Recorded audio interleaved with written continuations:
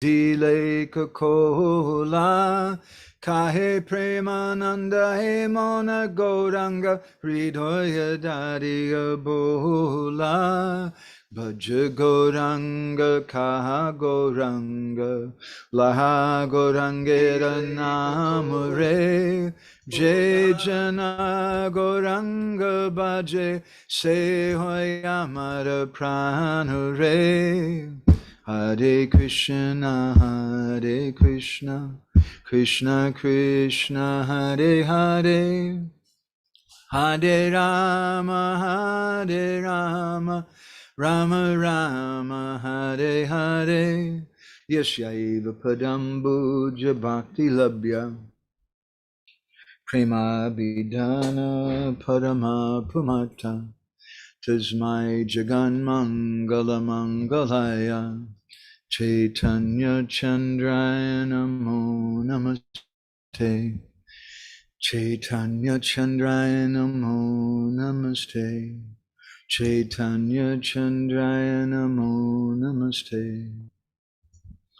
Madgavirapi Gopala Srikariyat Kripaya Jadiv Tadaiva Sambhaya Pidva Rishayustat Priya Janaha Shri Krishna Krishna Chaitanya Sasanatana Rupaka Gopala Raghunatha Brajabala Bapahimam Pancha Kalpatarubhischa Kripa Sindhubhya Eva Cha Patitanam Pavanebhyo Vaishnavebhyo Namo Namaha Jai Shri Krishna Chaitanya Prabhu Nityananda Shri Advaita Gadadhar Shri Vasari Gaura Bhakta Brinda Hare Krishna Krishna Krishna Hare Hare Hare Rama Rama Rama Hare Hare. So good evening from Jagannath Puri, evening time here. This is our 7th session on this 14th verse of the Mangalacharana prayers of our Guru Maharaj.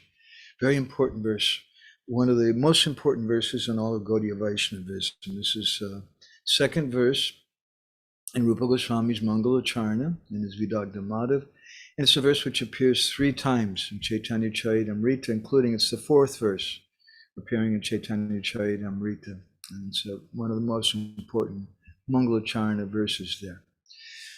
Anarpita-carim cirat karuna avatirna kalo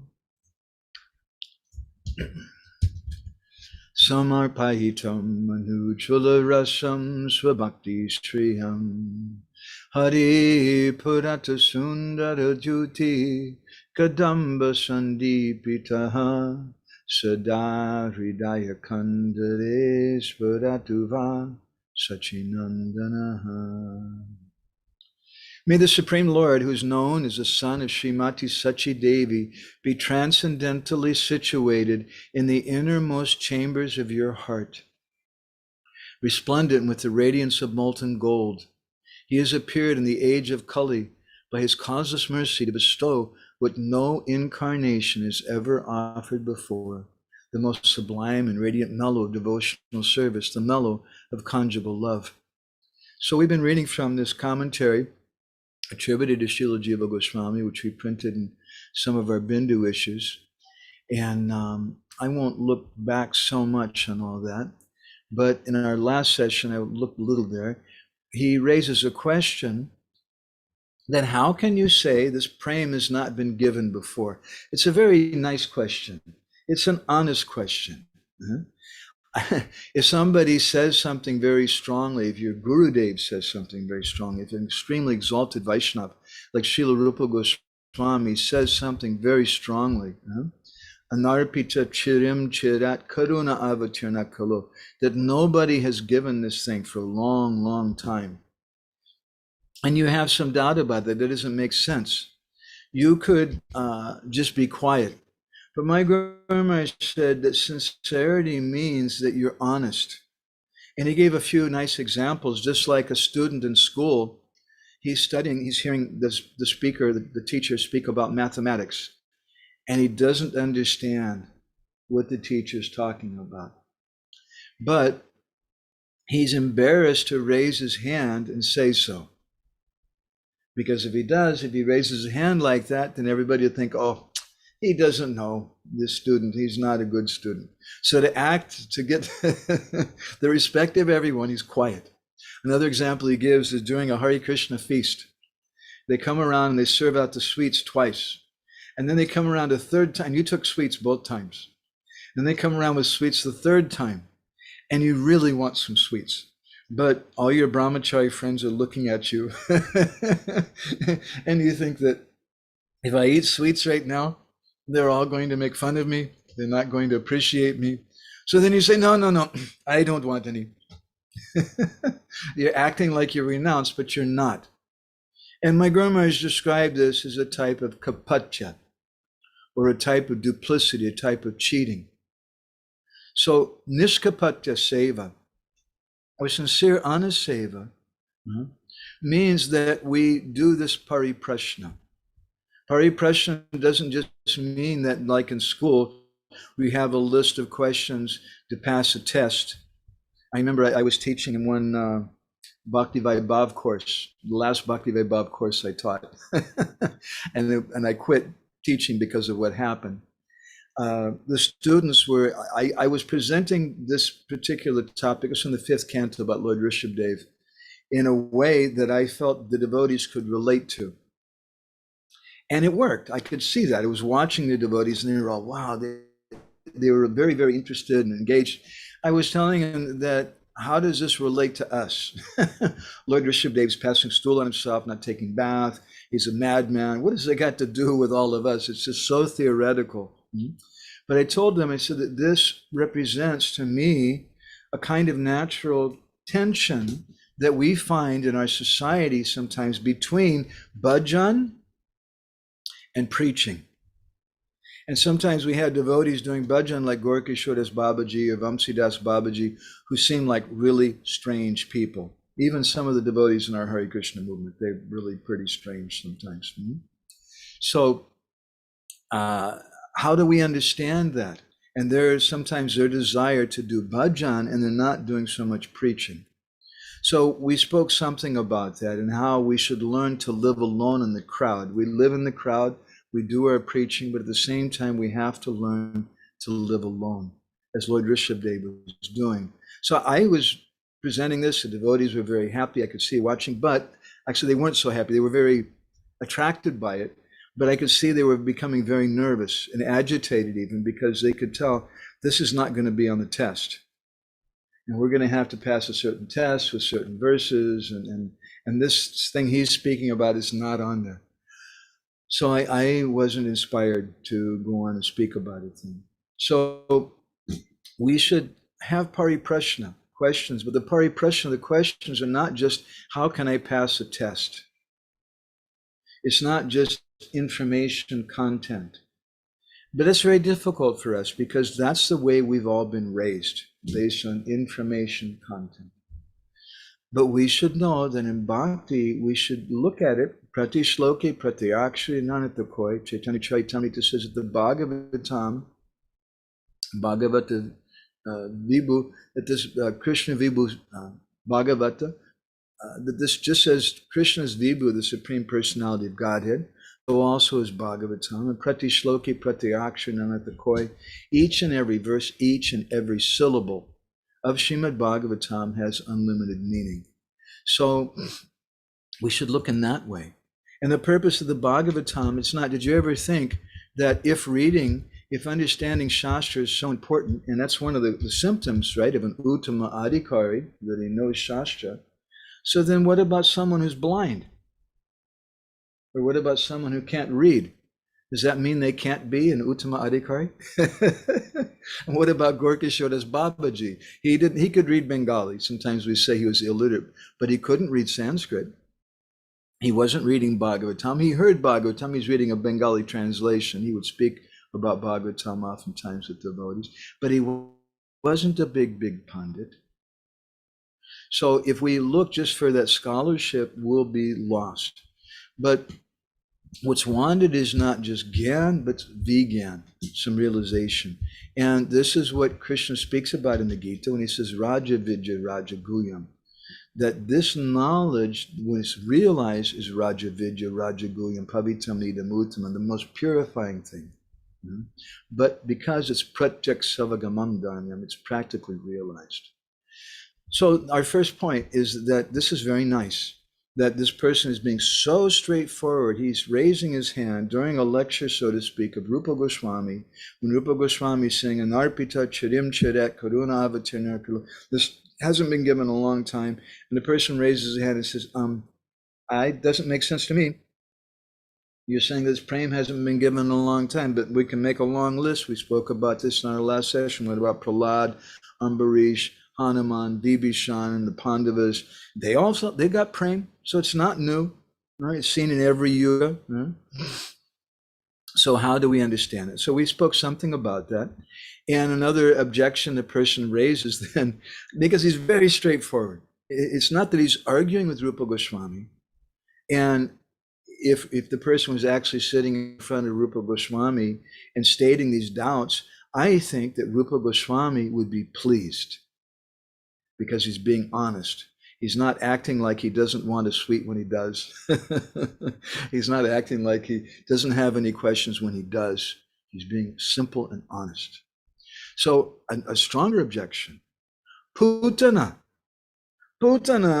she got mercy. She got so much mercy. What did she do? Putana was not a vegetarian.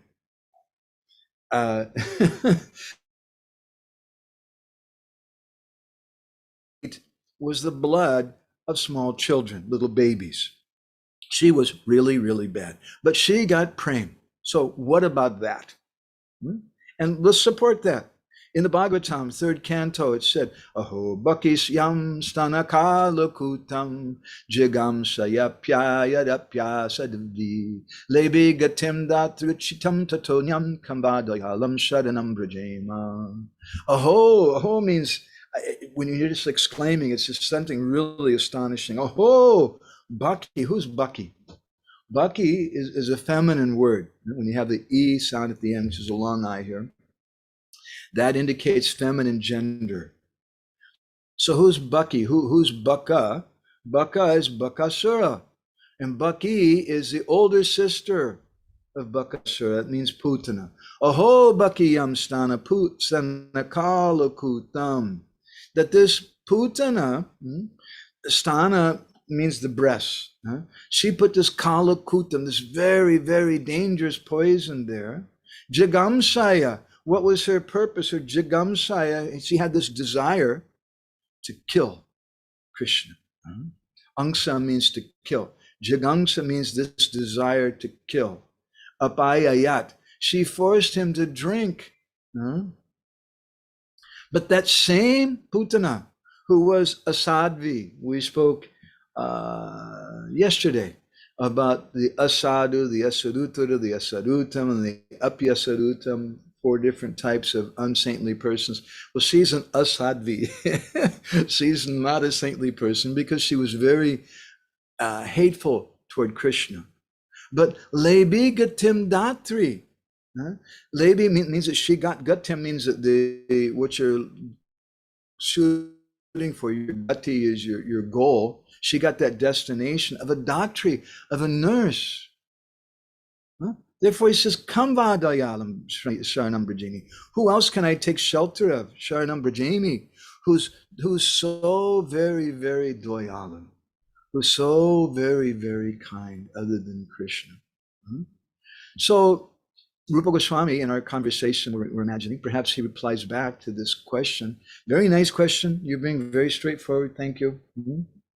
But the verse doesn't only say Anarpita-carim cirat. You're only seeing part of it. It says also Unat ujjvala rasam swabhakti shriham. Unata ujjvala rasam. That what was being given, which is so rare, is the gift of Mahaprabhu, which pertains to the highest ujjvala ras. And this Ujjvala Rasa, this is Unnata. It's the highest category because this is Gopi Bhav. It's Ujjvala Rasa. Ujjvala means a conjugal mellow. So it's that particular rasa. Therefore, it's Unnata Ujjvala Rasa. Because this Ujjvala Rasa, this also could refer to the love that Sita Devi has for Lord Ramachandra, or that the Mahishis, the queens in Dwarka, have for Krishna, or that the Palindris, the village ladies, the tribal ladies in Braj, they have for Krishna. They have some conjugal desire for him. But this is not just Ujjvala Rasa, this is Unnata Ujjvala Rasa, the rasa of the Braj Gopikas. And as we mentioned in our last session, this Madhurya rasa is tightly locked away in a box. And the Bhagavatam says, Mukti Dadati Karichit Smana Bhakti Yoga. That Krishna, he gives liberation. That's not a big deal. In the Chaitanya Charitamrita, when speaking about Krishna, it said that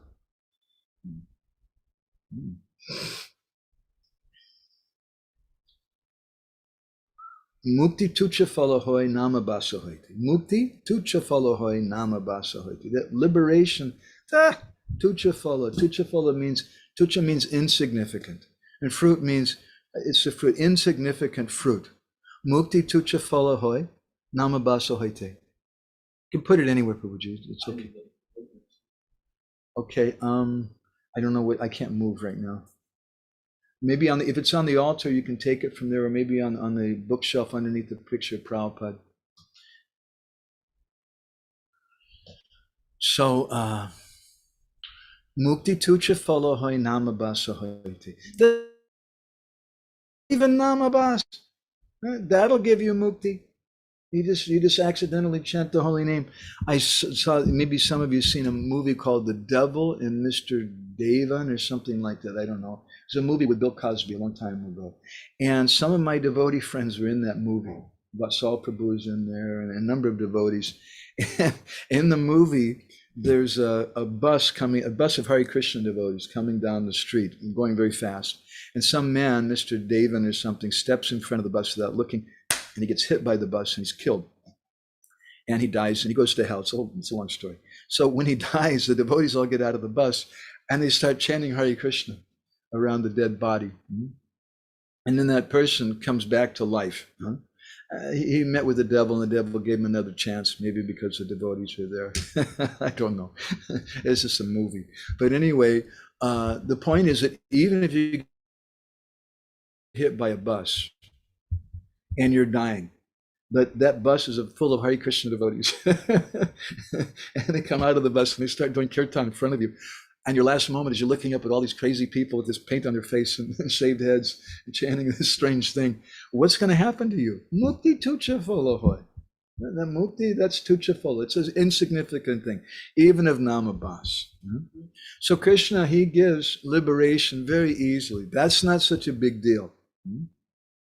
But Krishna, smana bhakti yoga, karichit smana bhakti yoga, the fifth canto of the Bhagavatam describes this. Krishna very rarely gives bhakti.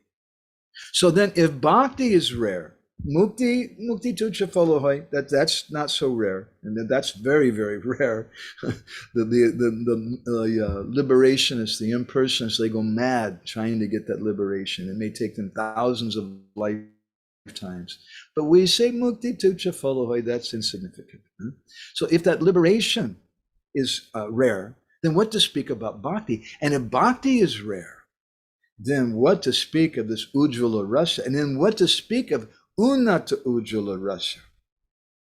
This is why it's so very, very special.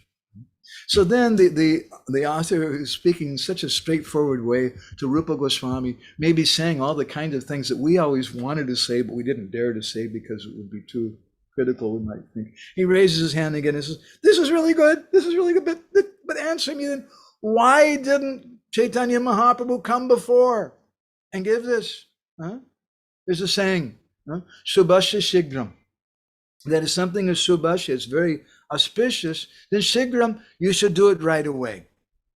So if this great gift was so auspicious, then why didn't Chaitanya Mahaprabhu come before and give it previously? Why didn't he follow that point? So to answer this, the verse says, Cirat Karuna Avatirna. He appeared after a long time only out of his mercy.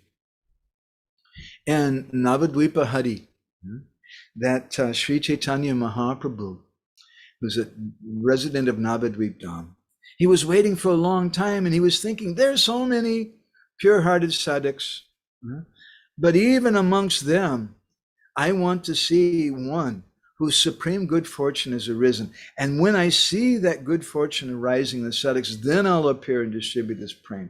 But that didn't happen.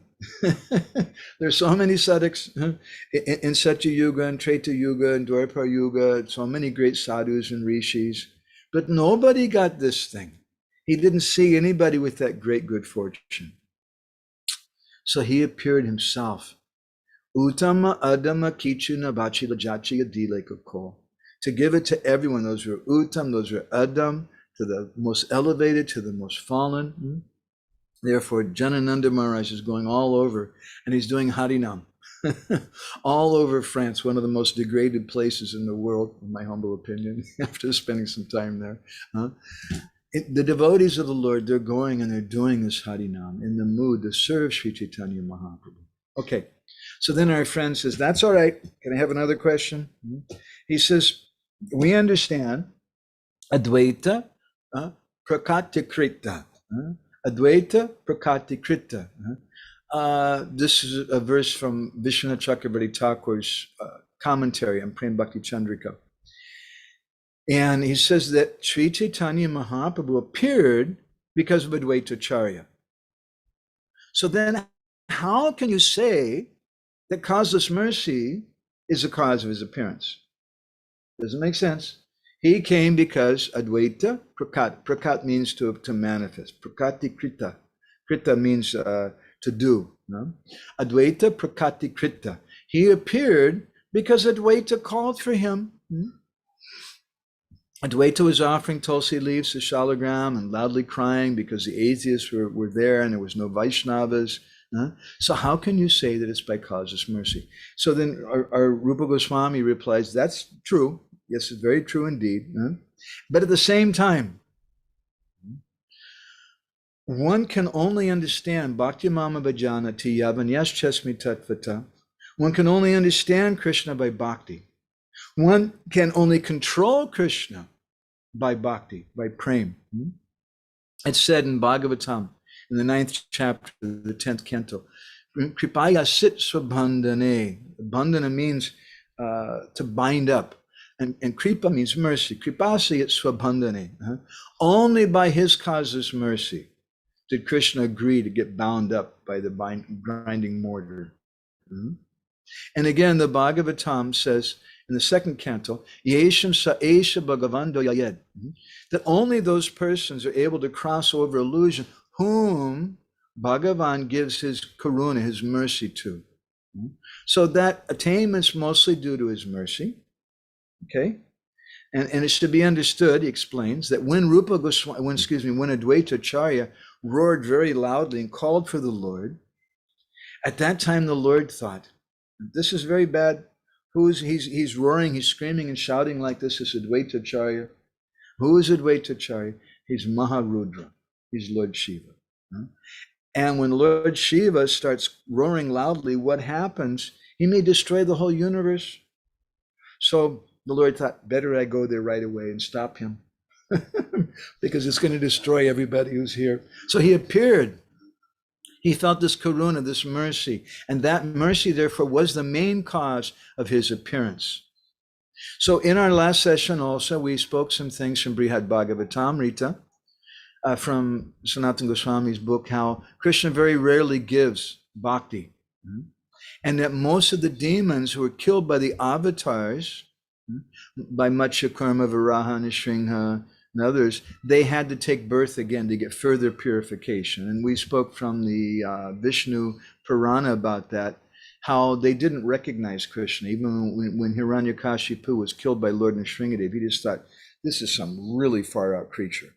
But because he was killed by Lord Nrsimhadev, he got the blessing to take birth again as Kamsa, as Ravan, in his next birth.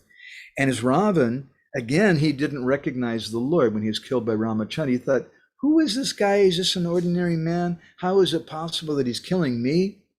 He was thinking like that. But because he was killed by Lord Nrsingadeva and then by Ramachandra, he got the blessing to again take birth in Krishna Lila. And in Krishna Lila, he came then Sishupal and Dantavakra, Sishupal. And as Sishupal, he was killed directly by Krishna. And in that birth, he got liberation. So it's Krishna who gives liberation primarily. So the Brihad Bhagavatamrita describes that the Lord's avatar himself gives that liberation, or he does that through Arjuna to different devotees. And then he goes on to speak more about this avatar Kripa.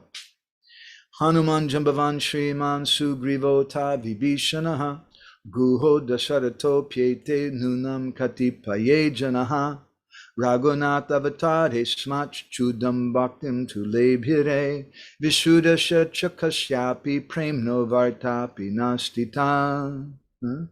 That later on, Lord Ramachandra, he gave mercy, he gave pure devotion to a few people. Hanuman, Jambavan, to Guha, Vibhishan, Dasarath, Sugriv. But we never heard, he says, Chudam Bhaktam Tulebhire. We never heard that they were getting this Sudha Bhakti.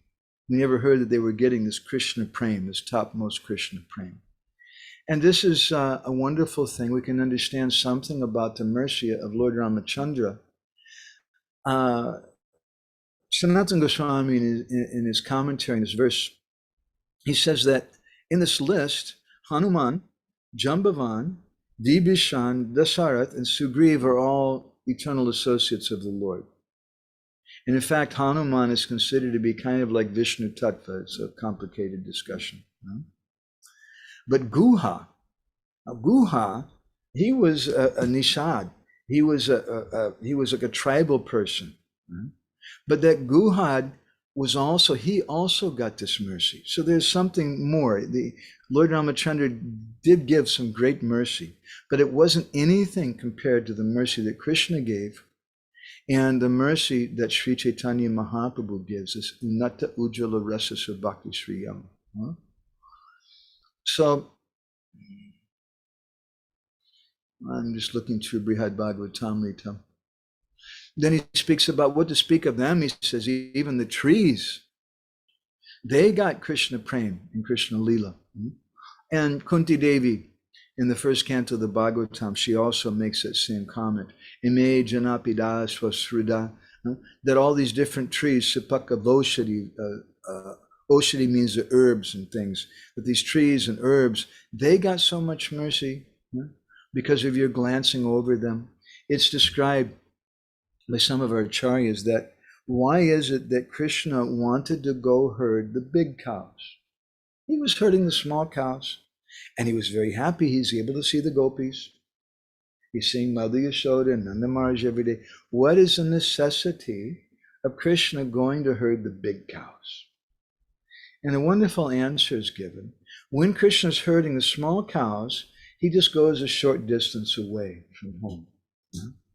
And he doesn't go into the deep forest. He doesn't go to the distant parts of Braj Mandala. And Krishna knows, because Krishna Sarvagya, he knows everything. He knows there are many trees there. There are many creepers. There are many deer and birds there in the forest who are my great devotees. And they're hankering so much to see me. So I should go. And that was the reason why Krishna went. That's one reason why Krishna went to herd the bigger cows. So then Sanatana Goswami describes the beauty of Krishna and how amazing that beauty is, even amongst all the different avatars, that it's apurtvat venata shaiva yo vishmaya vidayaka. It causes vishmaya, astonishment. It's apurvat vena, it's unprecedented. The lila, the guna, the prema, mahima, the pastimes, the qualities, the prema, the attractive features of Krishna is simply astonishing. And this is a special quality of Krishna, who Swayam Rup Govinda. And he says that unless Krishna had come as Avatari in his own original form, the world never would have understood about him. But that same Krishna now, he's come as Sri Chaitanya Mahaprabhu. And Krishna, although he was giving liberation freely, Krishna wasn't giving bhakti so freely. But Sri Chaitanya Mahaprabhu was more kind. And therefore, Guha is described in several places in Gaura Lila. In the Chaitanya Bhagavat, in Madhya Lila chapter 6, Vrindavan Das Thakur speaks some prayers to Gauranga Mahaprabhu. Tumi Raksha Kula Hanta Janaki Jivan Tumi Guha Varadatta Ahalyamuchan Hare Krishna, Krishna Krishna, Hare Hare, Hare Ram, Ram Ram, Hare Hare. So he's glorifying Lord Ramachandra. Lord Gauranga Mahaprabhu. And he says that previously as Lord Ramachandra, you Rakshakula Hanta, you destroyed the Rakshasas, the dynasty of the Rakshasas headed by Ravan. And he says that Aholya Mochan, you liberated that lady who was very unchaste, who had illicit relations with some man other than her husband. Actually, it wasn't her fault. But Indra came in the form of her husband, and Aholya thought that it was her husband. And when her husband returned, he cursed her to become a stone. And Lord Ramachandra was so merciful, he put his foot on that stone. And Aholya, Mochana, he delivered her. And Guha Varadatta, he's a personality who gave a benediction to Guhaka, who was born in a family of Chandalas. What is that benediction? Guhaka requested, my dear Lord, you please come back. After you kill Lord Ravan, I know you'll kill him. You should come back and give me your darshan again. In the Chaitanya Chandradoya Natakam of Kavikarnapur in the 9th chapter, the mercy of Guha is also described there.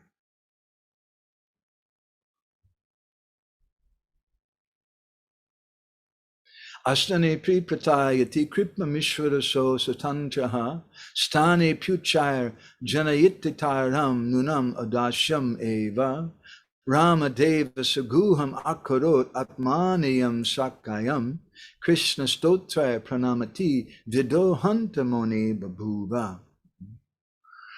He says that and this is Sarvabhauma Bhattacharya speaking to Maharaj Prataparudra. He says, this is the nature of the pastimes of the Lord, that Vishmayam Natayati, they're filled with Vishmaya, they're filled with wonder and astonishment. That the Lord is independent and he can give his Kripa, he can give his Odarya, his mercy. He says that Nunam Odarsha, he gave this mercy, which is so amazing. As Lord Ramachandra, Ramadeva Saguham, he gave it to Guha. A mercy that he didn't give to Lord Brahma. When Lord Brahma came, and Lord Brahma is a pretty important person, he's known as Pitamaha, as the grandfather of the universe, father of the universe. And when he was offering prayers to Krishna, Krishna kind of, really yawned, Dad, I'm a little busy, I'm not going to go. Doesn't go to see him. He's Lord Brahma. But when Guha comes, and this Chandala, Krishna, Lord Ramachandra befriends him. So this is a wonderful mercy that was bestowed on Guha. Again, in the Chaitanya Bhagavat, when it speaks about Nityananda Prabhu traveling on Prikrama in different places throughout India, when he came to Ayodhya, it describes, Tabigela Nityananda Ayodhya Nagara Rama Janma Bhumi Deki Kandila Bishtara. When Nityananda Prabhu came to Ayodhya, Rama Janmabhumi Deki, and he saw that Janmabhumi, the birthplace of Lord Ramachandra, Kandila Bishtar, then he began to cry. But when he went to the place of Guhak, it became even more intense. Tabegela Guhaka Chandala Raja Jata Mahamurcha Nityananda Pailena Tata. When he visited that Guhaka's kingdom, who's a Chandala, Guhaka Chandala Raja, he's the king of the Chandalas there. When Nityananda Prabhu went there, Mahamurcha, he lost it. And he fell down on the ground, unconscious, in ecstasy. When he went to Ayodhya and he remembered Lord Ramachandra, he started crying. Oh, Lord is so merciful. But when he remembered Guhak, the mercy that Guhak got, wow, he really lost it. Guhaka Chandala Matra Hoila Smaran Tina Dina Achila Anande Achetan.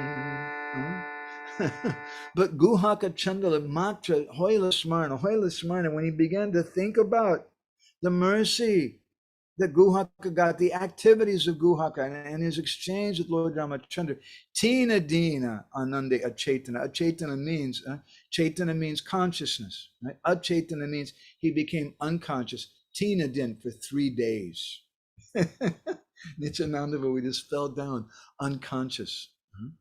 So that same Guha, that same friend of Lord Ramachandra, took birth again in Gaura-lila.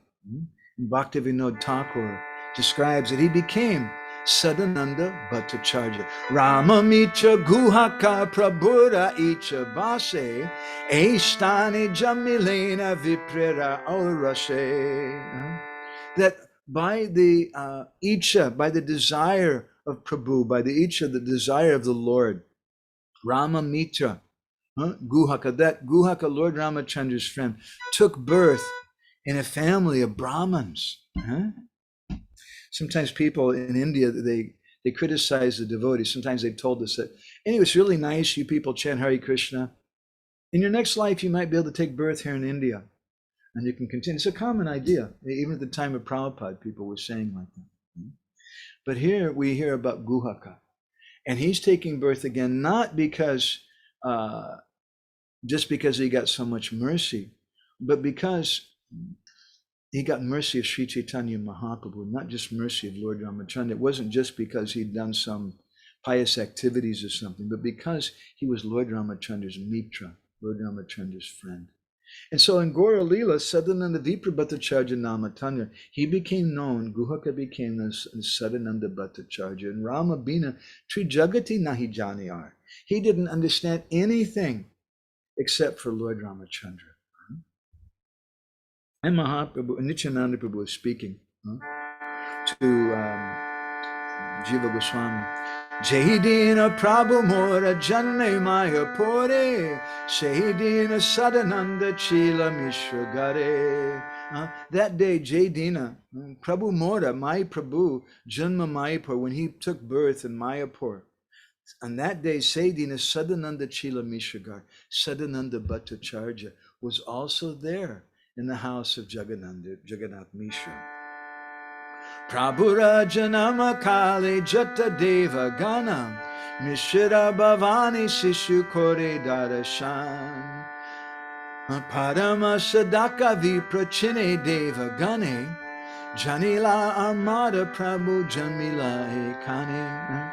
At that time when Mahaprabhu appeared, Prabhura Janmana Kali, Jata Devagan, all the different demigods, they also came there in Jagannath Mishra's house. Sishu Kori Darshan, they have darshan to that Sishu, that child of Jagannath Mishra.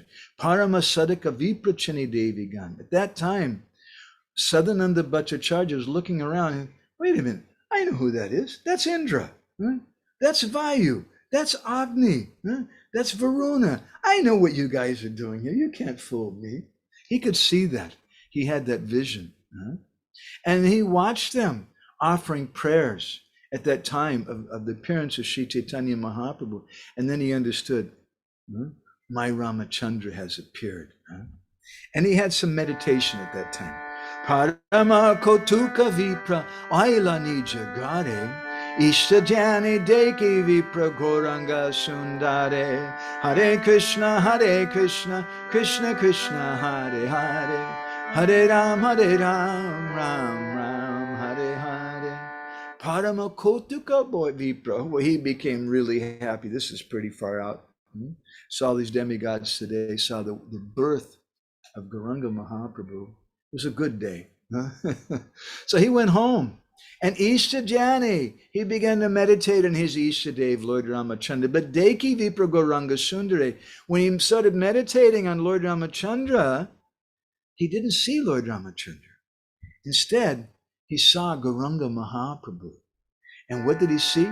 Singasani Basayate Shri Gauranga Roy Brahmadi Devagana Chamara Duloy Hare Krishna, Krishna Krishna, Hare Hare, Hare Ram, Ram Ram, Hare Hare. He saw Gauranga Mahaprabhu Singhasana Basayati, sitting very brilliantly on a wonderful Singhasana. And Brahma Adi Devagana Chamara Dulai. And there was Lord Brahma, Adi Devagana, all the different demigods, and they were fanning him, Chamara Dulai, with a chamara whisk.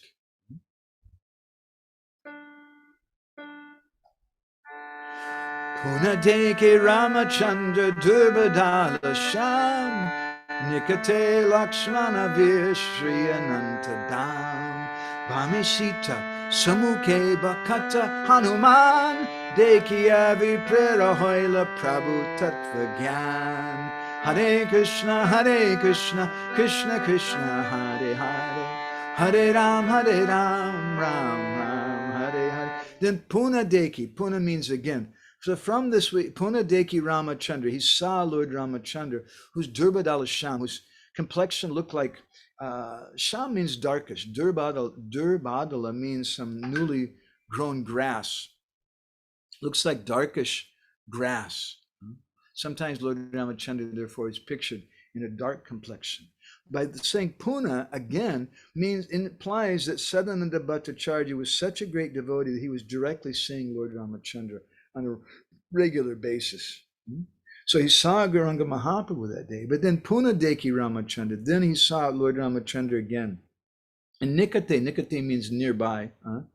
Nikate Lakshmana Vira, he saw the powerful Lakshman, Sri Anantadam, who is the embodiment of Ananta Sesh.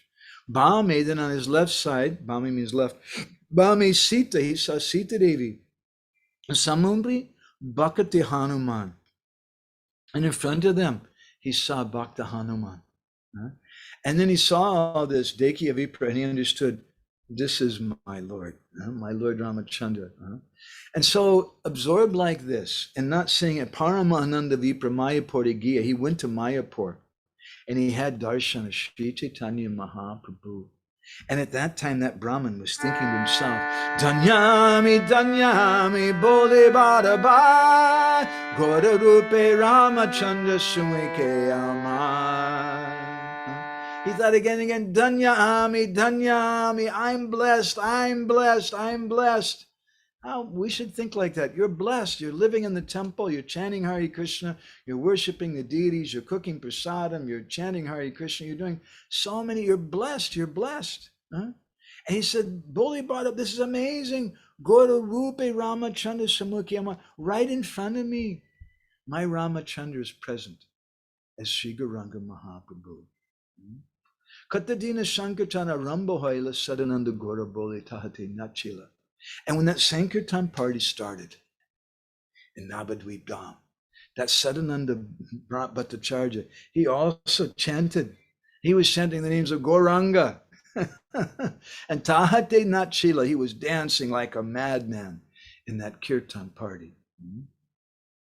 So this is the special mercy of Gauranga Mahaprabhu. That although previously Guha, who wasn't the most qualified person amongst the associates of Gauranga Mahaprabhu that are listed in the Brihad Bhagavatamrita, but he got special mercy from Lord Ramachandra. He got more mercy even than Lord Brahma got. But still, that mercy had some limits to it.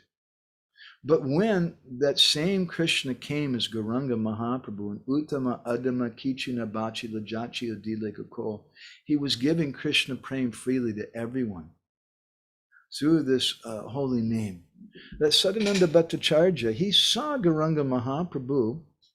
See if I can find a book here. I think I've got it here. Oh, I do. Maybe I don't. It would take me a few minutes to look it up. Let's see if I can do. That same Gauranga Mahaprabhu, when he came, those same associates of the Lord, Kavi Karnapur describes, let me see, in his Chaitanya Chandradvaya Natakam, in the very end of Chaitanya Chandradvaya Natakam. Let's see here. There's a wonderful verse. Dashe kechana pranayino sakyeta evo baye radha madhava nishtaya katipaye shri dwarakadishitu sakya davubayatra kechana pare ye vavatarantare Maya Bada Hrido Kilanditanavai Brindavana Sangina. He, at the very end, Advaita Charja, he's praying to Gauranga Mahaprabhu. And he says that, my Lord, I have this repressed. I think that this Dharma, Artha, Kama, and Moksha, these things are useless. Moksha is useless. I don't want that. He says the only thing that I want, the real thing that I'm hankering for, my real desire, is that I may have association with your devotees in my next life. Lokai lokantare api astu saha. May I have association with your devotees. And so Mahaprabhu said, so be it. I'm going to go to Vrindavan. He's telling this to Mahavishnu Avatar, Sadashiva Avatar, Advaita Charja. And I'm going to accept you in Vrindavan as one of my associates. And he becomes Gopishwar Mahadev. And with my sweet pastimes, I'm going to give you so much happiness. And then he speaks this verse, one of the last verses in the Chaitanya Chandradvaya Natakam. Dashe kechana pranayano. He says that those persons who attach to me in dasyaras, in servitorship, or maybe they have some sakyaras, they're my friend. However they're feeling, I'm going to bind them up to this form of mine as Gauranga Mahaprabhu. Even if they have some rasa, he says, Radha Madhava Nishtaya Katipaye Sri Dwarkadishi Titu, even if you're attached to Radha Madhava or Lord Dwarkadish or Lord Ramachandra, that's fine. You can have that. You may have some attitude of friendship or servitude to any of my other incarnations, but I'm going to take and I'm going to give you something very, very special. Akilan. Akilan means all of you. Akilan, all those personalities in Gaura Lila who worship Gauranga Mahaprabhu. It doesn't mean that all the devotees of Ramachandra or even all the devotees of Krishna, but all the devotees of Ramachandra like Murari Gupta, like Sadananda Bhattacharya, who were devotees of Ramachandra, but they worship Gauranga Mahaprabhu. Or they were devotees of Krishna, or the devotees of Matchakarma, Varaha, and Shringa, or whatever. All those devotees who worship Gauranga Mahaprabhu, he says that Akilan, all of them, Akilan, Vitanavai, I'm going to give them, what? Brindavana Asangina. I'm going to give them this Braj Ras. This is Anarpita-carim cirat, Karuna Avatirnat Kalo. This is something which hasn't been given in a long, long time. And the Lord does give, he gives liberation freely, and sometimes even he gives bhakti, but very, very rarely does he give prem. And amongst that prem, this unnata ujjala rasa, that's a very, very amazing thing. So I'm going to stop there. We've gone much later than I wanted to go. And I just want to see, we had a few Ujjala Rasigas snuck in during Natalia while I was looking somewhere else. That's nice. Nice to see you. So I wonder if anybody has any reflections that they'd like to share. Maybe Gauranitai Prabhu, something that you liked that struck you from our discussion tonight, you want to comment on? Unmute yourself. Yes, yes. Thank you very much. I am a little bit confused, not because I am not. I'm always confused, but you know, you give new informations, and okay, they are not for informations, and whatever you told is a very deep meanings that we need to get that meaning, but still there is information of persons like Guha and Sarvabhaumacharya. So first of all, this I am a little bit overloaded by new informations, and that means my inner thoughts are a little bit, depressed. So I have to release myself about the pressing of the new informations and get deeper. Means get deeper of that verse which you really wanted to present as it is, as its complexity.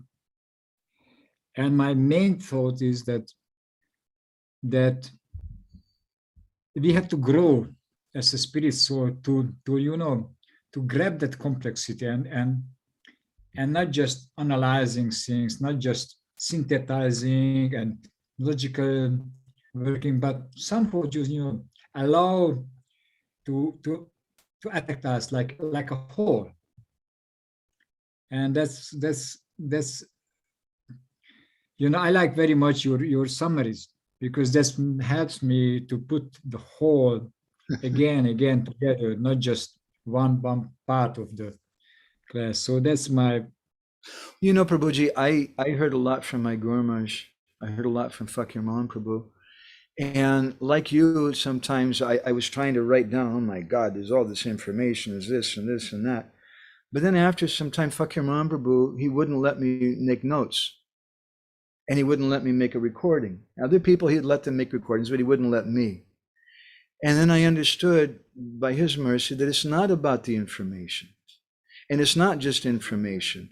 We may speak so many different things, but the point is of the information, of the content, is that it should touch our heart.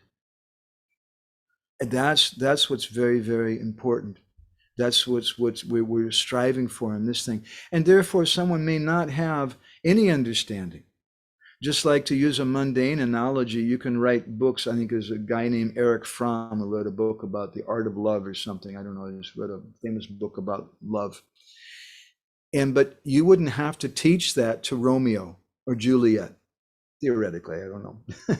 They already know practically what love is.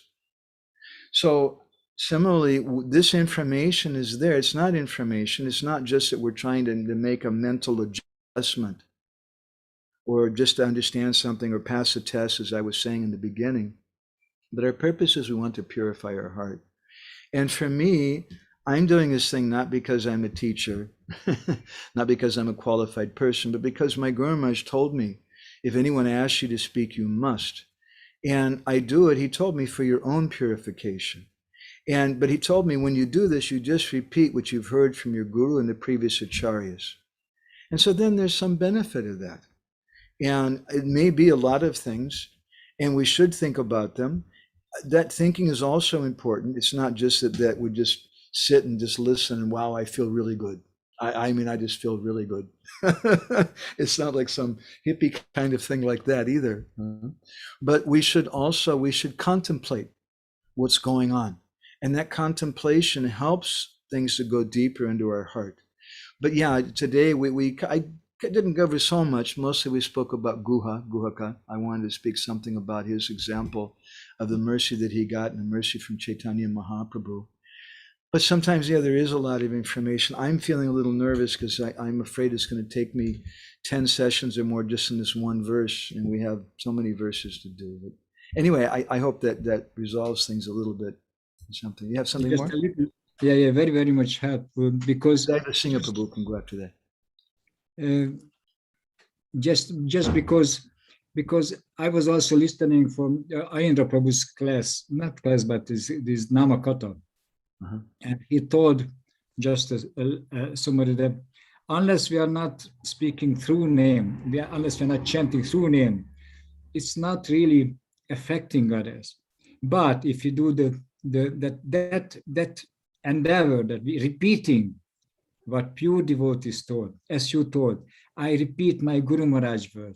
That's we get empowerment. We are not pure devotees, but still get some hope that we can affect others by repeating the pure persons with a good intention. So Let me that's support that. That's a very extremely important point. That's my life, honestly. In the Bhagavatam, in the 10th canto, it says, Bahu Murtyeka Murtikam, that the Lord is Advaya, he's one. But Bahu Murtyeka, he becomes many in the Ras Lila. He's one, but he becomes many. Vishwanath Chakravarti Thakur, in his Sarta Darshan, he comments, he says that Chinmaya Nananathi Pyaikyama Bipretam. He says that just as Krishna is one, but he becomes many in the Ras Lila, so also Krishna's name is one. An example of Gopakumar in Brihad Bhagavatamrita. He only heard the mantra one time from his guru. His guru didn't even explain the mantra, who this Gopal is. He just said, well, chant this mantra, and gave him the mantra, and then he disappeared. And he didn't even know anything about it. Huh? But from that one mantra came many mantras. Bahu Murtika Murtikam. From one, Krishna is Advaya, he's one, but he becomes many in the Ras Lila. So similarly, we get one name from Gurudev, or one Krishna Katha that we've heard, and then we repeat. And that repetition doesn't just mean that we can only speak exactly what we've heard from Gurudev, word for word, and repeat that, but we're trying to repeat the feelings, the deep general understanding that he gives. And that's our qualification. And therefore my Guru Maharaj said, if we do that, that kirtan of the disciple is another name for Shravan. Shravan means to hear. He's doing kirtan, he's speaking, but he's actually hearing. And therefore he says, I'm always a disciple. And we always want to go on hearing. Thank you, Gwani Thakur. Daiva Singha Prabhu, nice to have you with us tonight. Can we see you? Is that possible? Or can you unmute yourself? Yes, Prabhu.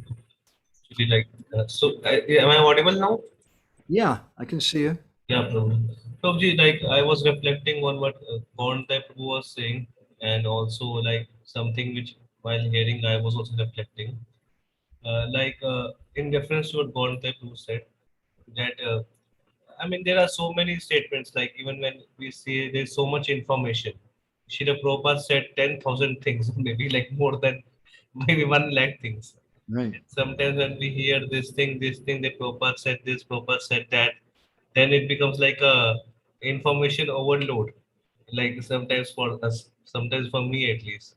So, I mean, so what should be the, in regards to Krishna Katha, I'm asking in this reference, what should be the mood? Like the mood is of the assimilation, or I mean, uh, Prabhupada said so many things, and uh, does is Prabhupada expecting all these things for us to follow in a way that will be like become like almost like an impossible thing? Our heads would explode. Yeah, exactly. When they installed the deities of Jagannath in San Francisco, Prabhupada told them, if I told you everything, your heads would explode. He didn't say explode, but you wouldn't be able to accommodate it. You wouldn't be able to deal with it.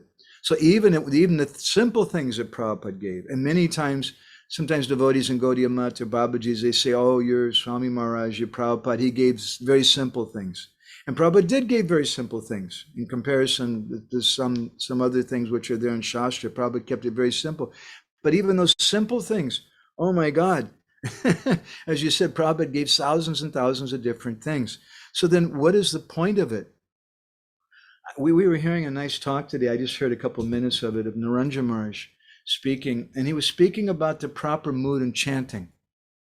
And he was saying that if we're chanting, thinking I'm doing this for my benefit, then we're not pleasing Krishna.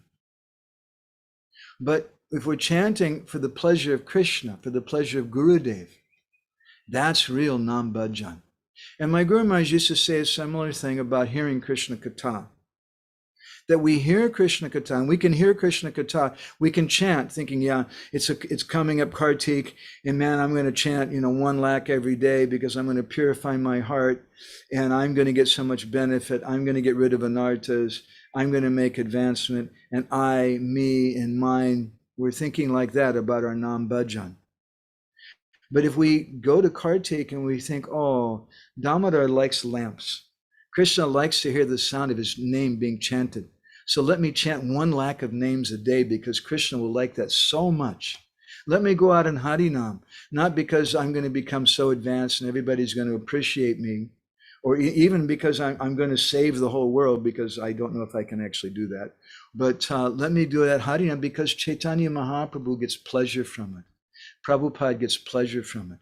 So similarly with Krishna Katha, my Guru Maharaj said, that when we hear, we should hear as a service. And if we're hearing like I was doing with Fakir Mohan Prabhu with a pen in hand and paper, I see a lot of times devotees doing, trying to capture. Okay. Could you tell me what verse that was that you just quoted? I hear that a lot of times. I want to have that verse. We're trying to capture all the information. Then our head's going to explode. Yeah, in the first 5 years of Krishna consciousness, I had 12 diaries being made. And at the 6th year, I was thinking that, oh my God, how am I going to read all these diaries and some notes and all those things? But those same notes are very good to take when we start doing it as a service. I started taking notes. I have about, 21 notebooks or something. I stopped doing that when the airlines stopped allowing you to have so much weight on the plane. And I started doing things in PDF format on my computer. But now I probably have 50 or 60 different notebooks worth of notes. But we do that as a service for Krishna Katha. To serve, just like tonight, I have so many different notes on different subject matters, and we bring them all together. And that's as a service to please my Guru Maharaj, because I know my Guru Maharaj will be happy. He may say that Madhavananda, he's a badmash. He's such a nonsense rascal. He's such a pretender and this and that. And so, but he's doing one nice thing. He always tries to remember Shastra. He always tries to quote Shastra to the devotees. And I know he'll be pleased by that. I speak about Naranjan Maharaj sometimes because we're a little close with him, but I saw with Naranjan Maharaj, he was speaking about, and I won't say names, one very big sannyasi in ISKCON who's considered to be super brilliant and super educated. And he's preaching in a very brilliant way. But Maharaj said, what is he doing? When I hear his class, he's not quoting Shastra. He's not speaking from Shastra. We should speak Shastra as best that we can. We should try to quote shlokas. Prabhupada wanted that as best we can. And Daiva Singha Prabhu, you're a Hindi speaker. You know there's a difference when the Westerners quote shlokas and they say, I'm going to go on parikram, on the Purnim. It's a little, you see him smile. Let's go to Guru Puj. Guru Puj means when Gurudev passes stool. It's puja. And it's not parikram, it's not parikram, but it's parikrama. And it's not Purnim, it's Purnima. And we pronounce things in a funny kind of way, but they're trying. And I think even in that attempt, there's some value because it gives a message to other devotees that we should try to quote Shastra. We should try to quote authority because this is not my message. We're just coming as a postman. And, you come with a message, Romeo and Juliet, I was just mentioning, and Romeo writes a letter to Juliet, and the postman brings a letter, and the postman says, and Juliet says, so what did he say? And the postman says, yeah, well, he said, I'll just kind of summarize it to you. He spoke, he has a lot of feelings for you, and he really, misses you. And Juliet says, no, I want to hear exactly word for word what he said. That's the nature of the lover. We want to hear what Krishna said, what Lord Brahma said, what Chaitanya Mahaprabhu said, what Vishwanath Chakravarti Thakur, Vrindavan Das Thakur, Krishna Das Kaviraj Goswami. We want to hear their exact words. And there's a spirit of that. And even if we say parikram, or what was one of my favorites, Seva Adi Koro Die Koro Nija Dasi. You're butchering the Bengali really bad. It actually has another meaning, right? Adi Koro means make me first. You should be saying Adikar, that please give me the qualification, the Adikar, but instead, Seva Adi Koro. Koro means to do. Adi means you make me the first. And it's a little strange what you're saying. But anyway, if they have some understanding, they're trying. Prabhupada appreciated that. He appreciated Jamuna. There's some funny stories of Jamuna, how she pronounced things in a very bad way. But devotees should try. But that's my humble realization. And that's why, Deva Singapore, will you please forgive me for all my bad pronunciation? I'm making fun of different things, but I know I also catch myself sometimes doing it. It's hard for us Bideshis, you know. Okay? Ujjwala Rasiga has her hand up. Let me go to her. I know she's got to, she's a real person, has to work. She's probably just escaped from the hospital. See, she escaped from the hospital. And she's standing outside with the blue sky behind her. Hare Krishna, Ujjwala, nice to see you today. Pranams to you, Prabhuji, and to all the devotees here. Prabhuji, with your katha, I just wanted to mention how it is beneficial to me at many levels. I've learned that this is not more of an information thing. So I wouldn't generally get overwhelmed when the katha is going on because I don't want to really note down anything. It's not an informational thing. Second thing is purification and inspiration. That's what I get in most of the kathas. Like when you're talking about Chaitanya Charitamrita and when Nityananda Prabhu, his pastimes and all those personalities in Chaitanya Charitamrita, how absorbed they were, they forgot eating, and one of those devotees just danced for 2-3 days. Just hearing that that's an out of world information. So that just takes us to a different place, and it actually shows that there is a place like that. There is something that is existing like that, not just what we are experiencing at this time. So that is very valuable, and that is something we cannot really get from anywhere else. So that inspiration and of course, definitely purification. When we hear those personalities at that status, and when we see what's going on within us, then we can see how far it needs to go. It will happen. And so those are the things, Prabhu, inspiration and purification. And second thing is, then I would say myself, okay, this is wonderful, but what do I do now? Then I also get the points from your class of what we can do about it as of now. When you said we want to be grateful to where we are at now, what is given to us now. That's second thing. Third thing is, you also tell us how exactly devotional service needs to be performed, Prabhuji. As devotees were saying, there can be so much information overload around, but the procedure of how bhakti should be performed precisely, when you say it has to be performed as a service, we hear it again and again. Many devotees may say it in their own way.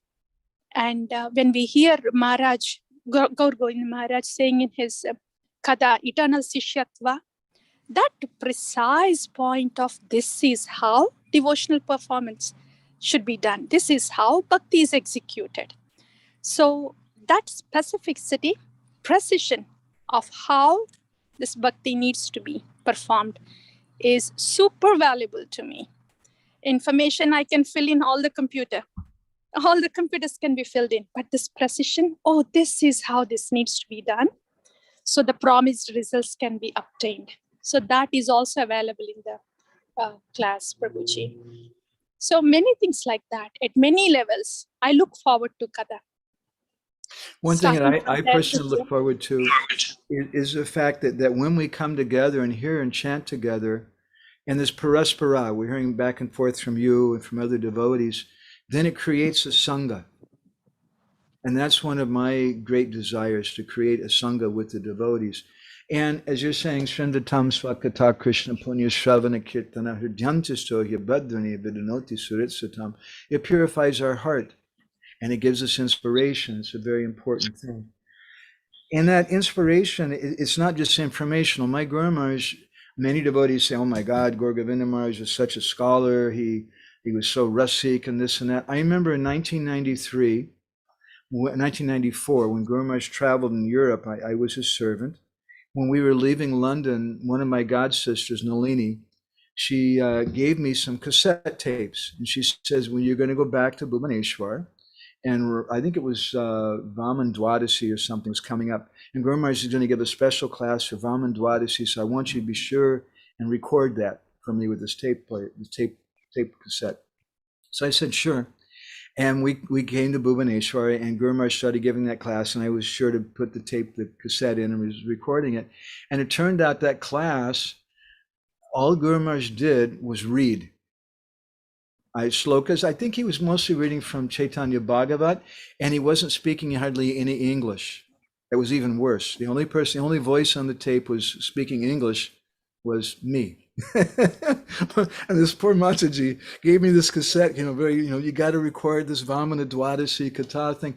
And I always remember that, thinking, it disappointed her, because she was expecting to hear some far out perspectives and different angles and this and that.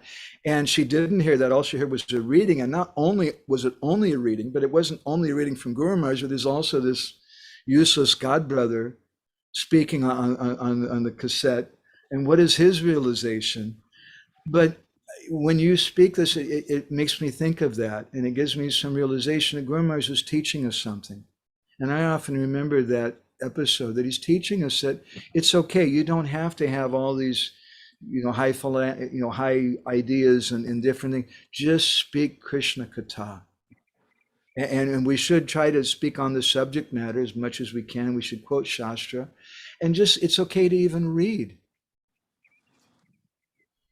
I liked your comments very much. Thank you. Thank you very much, Vijay Rasiga. Thank you, Prabhu. Thank you. And how about Natalia? Do you want to share some thoughts with us? What did you walk away with today? Yes, thank you very much. Yes, it was in the beginning. It was very hard to focus, but at the end, when I got the idea, like as I think that I got the idea, then everything was all together. I like this very much, that you pointed at the last point, that Gauranga said that he's going to bind all his devotees to his form of Gauranga. And it is such a really such a big mercy, because also you said that Krishna, if he would not appear, nobody would understand him. And if Gauranga would not appear, nobody would understand. Also, and so Gauranga comes to all his devotees in Navadvip Mahatmya. It is written how he comes to Shiva and Parvati and Bhishma, and I was thinking also at the same time how it is important to meet somebody who have seen Gauranga, and who have seen the person who have seen Gauranga and this parampara, how it is important to meet this devotees in parampara, really. So, like this. Yeah, when Mahaprabhu went to South India, anybody who saw him would get Krishna Prem. And then anybody who saw the person who saw Mahaprabhu would get Krishna Prem. Could you imagine if you met someone who met someone who met someone who saw Chaitanya Mahaprabhu? Oh my God, that would just be so well, that, as you nicely said, that's our parampara. We want to serve that devotee who directly saw Krishna, who directly saw Chaitanya Mahaprabhu, and that's in our parampara. And within our parampara, different Vaishnavas are there. Some of them may be very elevated, some of them may not be as elevated, but if they're giving that same message, then they're part of the parampara, and we can connect with that person who saw directly Chaitanya Mahaprabhu or Krishna through that person who's been accepted by them. It's an important point. I was watching you when we mentioned this thing about service, that chanting is a service, and your face lit up. And I was thinking maybe this is something you heard Sachinanda Maharaj speaking about something. The chanting, it's not just for our benefit, but it's for the pleasure of the Lord. Fakir Mahaprabhu once gave a class and he asked a very simple question, the most simple question. Why do you chant Hare Krishna? And everybody kind of just rolled their eyes in their head, come on, is he serious? What kind of question is that? That's the most obvious thing in the world. And then somebody said, to purify my heart. He said, no. Okay. And then somebody else said, because it's a Yuga Dharma? No. And then someone says, well, Harinama, Harinama, no. And someone says, well, Prabhupada told us to, no. And whatever the devotees said, even someone said, to get Krishna Prem, no. Huh? And we were always, and then finally he said, we chant Hare Krishna because Krishna likes to hear the sound of his name. That's why we're doing kirtan, because ultimately everything is service, everything is seva, even that kirtan is seva. So thank you, Natalia. I appreciate that. I hope you're okay and your kids are okay. Your kids must be very well behaved. We never see them. They don't seem to trouble you very much. They're different. Depends on the whole situation. Anyway, thank you for taking part. Hare Krishna. And let's see. Natalia's in Estonia, by the way. She's Russian speaking. For those who don't know, we met her some years ago. We went there. Zhao, am I pronouncing your name right? Do you want to add any comments or anything, Prabhuji? Nice to see you here again. You're muted. I can't hear you. There we go. I think I heard something. I can't hear you. So I think, thank you for the class and thank you for sharing your vision on Shastra and on Bhakti. For me, it was resumed quite well at the end, the whole class and the approach. I think the point you were trying to give to us is this Una Jval Ras, and trying to grasp what does that mean. And for me, it was concluded at the end when you gave the example that all of Lord Chaitanya's devotees, even those like Murari Gupta who adore Lord Ramachandra, or those who adore Lord Nishingadev, to all these who have different objects of their bhakti, to them also there was given the opportunity to adore Lord Krishna, Radha Madhava in Vraj. And so that was for me the conclusion of the point. Because during this week I was reflecting on the class that we had last week, and I had a very mystical encounter. I was coming to join the Sankirtan party here in France. I left from Mayapur, and I was going on this kind of co-voyagers, car sharing. So I took a ride in one car, and then car sharing. You pay and you go with somebody who's taking the travel. And when I arrived to the car, I'm in my dhoti with my tilak. I arrived, and this guy who was also coming in the car, not the driver, just another guy who took a ticket, kind of a ticket. He looked at me and said, "Oh, you come from New Mayapur?" And said, "Yeah, you know Mayapur?" And we had this ecstatic sharing for like 2 or 3 hours. We completely absorbed in sharing Krishna Katha. And it was just so amazing. And one of the points we went through, he wanted to go to a Christian abbey cathedral, like to be with monks. And we were speaking a lot about the correlation between Christianity and Vaishnavism. And we came to this point where we share about this verse, where Lord Chaitanya came to give what no other previous incarnation came to gave. And then in my heart, I was not fully convinced about it. I read a book from Saint Teresa of Avila. And in this book called The Path of Perfection, Saint Teresa of Avila, she united so many points for me between Christianity and Vaishnavism. She was what we call in our language Uttamadikar. And she expressed symptoms of bhakti, like tremendous humility. And she writes this book to explain to her god sisters how to perform bhajan, how to pray to God. And in this book, she addresses God as the spouse. The spouse means the husband, means our companion. So she is addressing God in Madhurya Ras. And that's why I was like, what do you mean it was never given before? And because this devotee, which was not even in a Vaishnav tradition, but was experiencing a relationship with God in this Madhurya Ras. But in the beginning of the class, you made that distinction also between the Madhurya Ras from Dwarka, from the elder gopis, there's different degrees, and that kind of breaks it down intellectually. But to grasp it, how is that love of the gopis? That's something which for me is very, very far away. How is that Madhurya different from the other Madhuryas, and how is that Lord Chaitanya come to give that Una Jvala Ras superior to what Mother Teresa of Avila was experiencing in her ecstatic love for Lord Jesus? Yeah, that's my question that I was reflecting. Nice. I appreciate that. Yeah, we should appreciate so many different devotees. And in this verse that we've finished with, that you're citing from Kavi Karnapur's Chaitanya Doya Natakam, where Mahaprabhu says that I'm going to give all of you this topmost thing. Inherent in this verse also is a concept: I'm not going to change things. I'm not going to take away your love for Lord Ramachandra. You're not going to forget about Lord Ramachandra.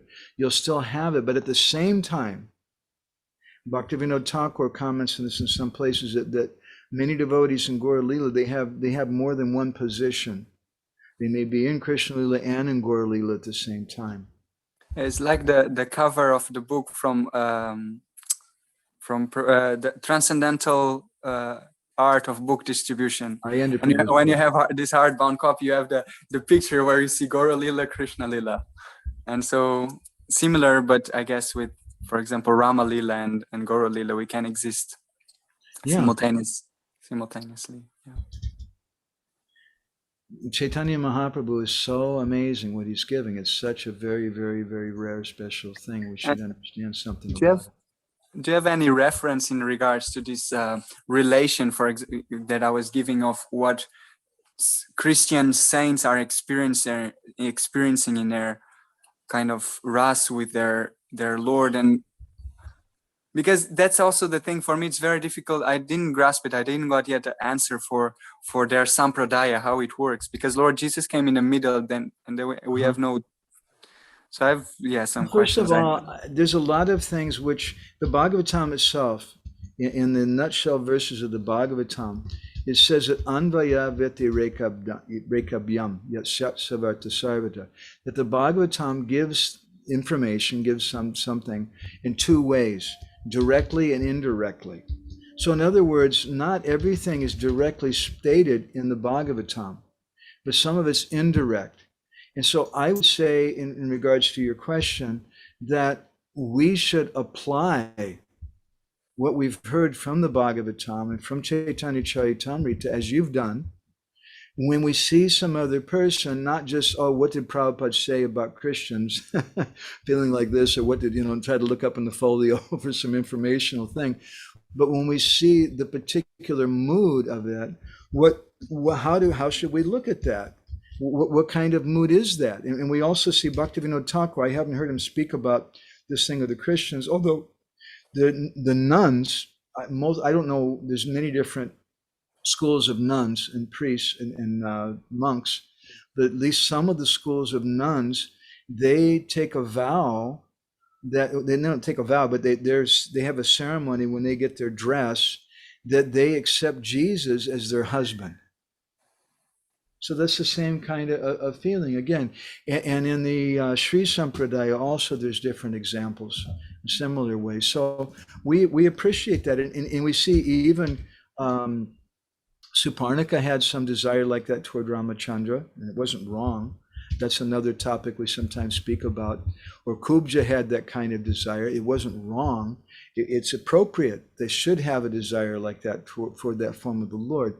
But that form of Lord Ramachandra wasn't the personality to reciprocate with that desire. And therefore, Suparnika had to come again in the next life as Kubja. So she could experience that. Is that okay? Yeah, I was trying to look at the root cause of, I know there's other people, just last thing I'll say, the root cause of it, and I think was Madhavacharya he gave the theory of differentiation in his philosophy, and that theory says that we can define the uniqueness. Dvaitavad, yes. We can define the uniqueness of our conception of our philosophy by its differentiation to everything around it. So to understand what's our rasa or what's our philosophy as Krishna conscious devotees, it's helpful to understand everything that we are not. And in that way, because I still see the link between, well, I could follow a Christian path and I could in that way attain Krishna could attain pure love for God. And so why wouldn't I do it? Why am I following Lord Chaitanya? So, well, of course, I devoted my whole life to Lord Chaitanya, but still the line is there, and it's just a point that is there to strengthen the faith in the Lord. There's a conversation with Srila Prabhupada in San Francisco. We once printed in one of our magazines, our magazine of Nityananda Prabhu, where Prabhupada said a very strong thing. I came across it a couple times in his conversations and lectures. He said that he was pointing around the room, and he pointed to one devotee and theoretically saying, you're a Christian, you're a Muslim, you're a Jew, you're good, you're good, you're good, you're all good. But where is your love of God? In other words, it's no problem. Be a Christian, be a Muslim. And Prabhupada even wrote that in a letter to the Chief Governor General of Canada, I don't know, in the late 60s, early 70s. He said that we have in our society, it's a non-sectarian group, and we have people who are Christians, who are Muslims. He mentions Muslims, who are Christians, Muslims, Hindus, and they can keep, Prabhupada says, they can keep their respective faiths. That's the same kind of thing that Gauranga Mahaprabhu is giving here. You can keep that, but there's something more. And they do, it is a rare thing for someone to have some kind of ujjvala ras, some kind of understanding of relationship with the Lord, of being married to him, a conjugal relationship. That is a very astonishing thing. It's very rare. We do find it a little bit in some different religions, but not in the same way that we find in Gaudiya Vaishnavism, and not to the same depth we find with Gauranga Mahaprabhu.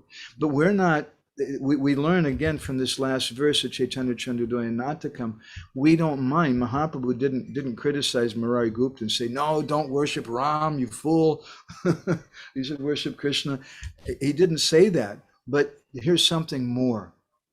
And let's see what your heart does with that. And when he had this conversation with Venkata Bhatta in South India, he said in a joking way, that's what it said in Chaitanya Charitamrita, and kind of with a husha, with a smile on his face, he says, well, what about your Lakshmi Devi? She's supposed to be the most chaste lady, but she wants to go stay in Vrindavan. And he quoted a verse from the Nagapatnis, how they were glorifying Krishna, saying how even Lakshmi Devi wants to come to Vrindavan. So, sweet thing. Ujjvala Rasika has another comment. It's amazing how a devotee wants to relish their specific rasa, though the Lord is appearing to give even the most condensed one, Unata Ujjvala Rasa Manjari Bhav. Yeah, that's an amazing thing. And we should always respect that in our society. It's not that we should demand everybody to be exactly the same. If everybody thought the same way that I thought, it would be a very boring world. You know, we need some difference of understandings. In fact, we need some people who are a little bit, we need paksha. Supaksha means this neutral person, but supaksha means a friend. We need friends. We also need vipaksha. We need opposing elements. We need someone to come and start criticizing. Yeah, those guys, why are they doing like that? If we don't have that vipaksha, and that's spoken about by Rupa Goswami and Ujjwal Nilamani and Sanatana Goswami and Brihad Bhagavatamrita, we could speak on that in another time maybe, that those opposing elements, it raises the bhakti. It gives us more strength. Just like a teenager who wants to go be with his girlfriend or something, or wants to go to a rock concert, and the parents tell them, no, you can't go. Then their desire becomes more strong. I'm going to go, I must go. And they're going to sneak out the window and they'll do whatever they can to go and do that thing. Right? In a similar way.